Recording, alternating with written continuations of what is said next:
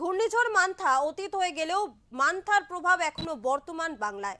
সামুদ্রিক ঝড় মান্থার প্রভাবে বৃহস্পতিবার থেকে জলপাইগুড়ি জেলা সহ উত্তরবঙ্গ জুড়ে চলছিল ভারী বৃষ্টিপাত।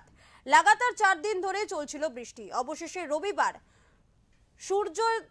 সূর্যি মামার দর্শন পেল জলপাইগুড়ি সহ উত্তরবঙ্গ। সকাল থেকেই ক্রমশ আকাশ পরিষ্কার হয়ে রোদের সোনালী ছটার দেখা মেলে তিস্তা পাহাড়ের জলপাইগুড়ি সহ ডুয়ার্স জুড়ে। আকাশ পরিষ্কার হতেই স্বাভাবিক ছন্দে ফিরছে জেলা।